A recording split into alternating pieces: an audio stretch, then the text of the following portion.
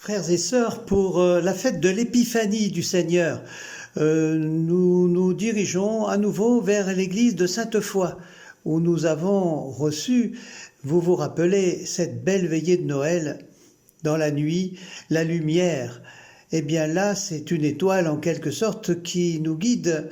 Malgré la lumière du jour, du soleil, nous avançons vers cette belle église et nous y retrouverons là les mages.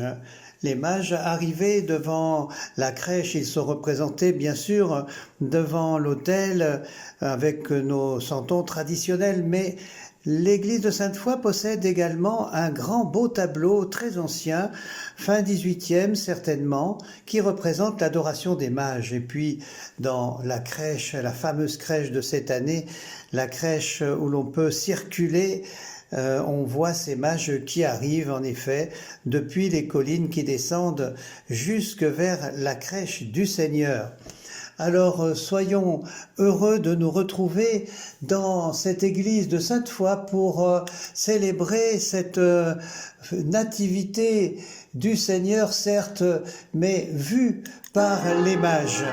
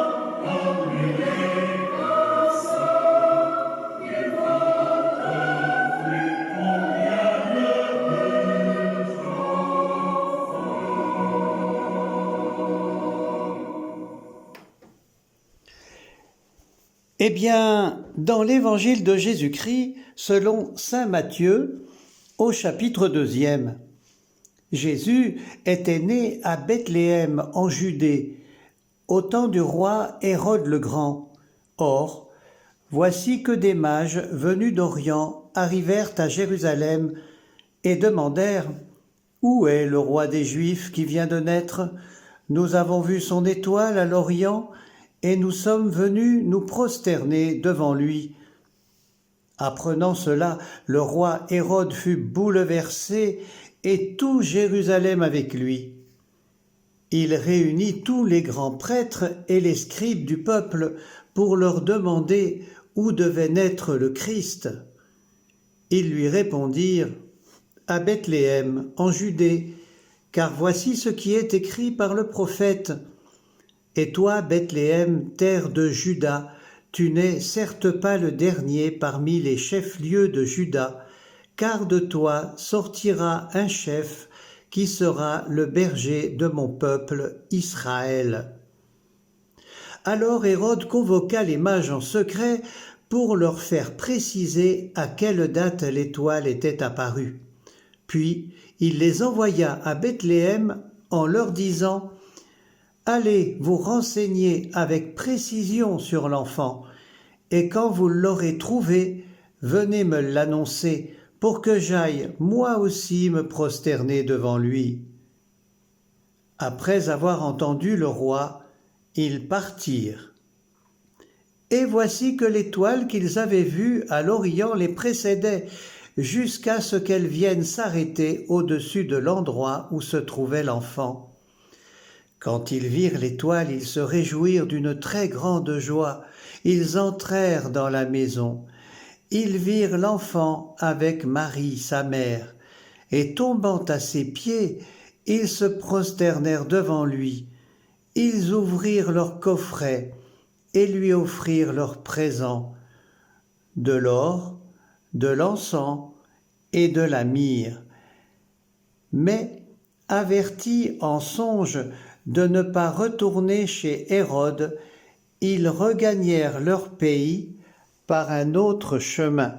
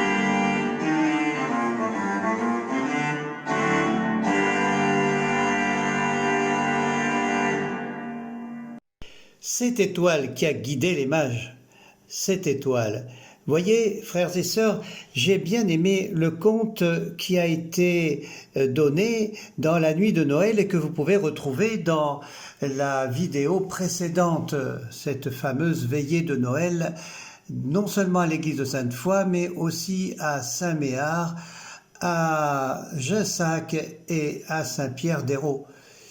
Cette veillée où le conte nous montrait cet archange Gabriel bien en difficulté pour caser cette étoile du ciel, une étoile qui a fini par se multiplier en une poussière d'étoiles, en fait, qui tombait dans le cœur de chaque humain comme un petit trésor. Eh bien, j'avoue que j'aime bien cette étoile et dans le récit des mages, elle me parle beaucoup. Figurez-vous que lorsque j'attendais minuit, en ayant écrit quelques petits SMS à droite, à gauche, à ma famille, enfin à des amis, pour leur souhaiter la nouvelle année, ce jeudi soir, 31 décembre jusqu'au 1er janvier 2021, eh bien, à minuit, j'ai ouvert la fenêtre et il y avait quelques salves de pétards, évidemment, mais j'ai été surpris, juste au-dessus du clocher illuminé de Sainte-Foy, il y avait une étoile, une seule étoile, qui était là au-dessus et j'ai levé les yeux pour la regarder et j'étais bien heureux de la regarder. Je l'ai d'ailleurs prise en photo et envoyé à beaucoup de monde cette étoile, la première de l'année. Vraiment, je trouve que c'est un symbole bien universel qui éclaire croyants, non-croyants, notamment dans la fête de Noël.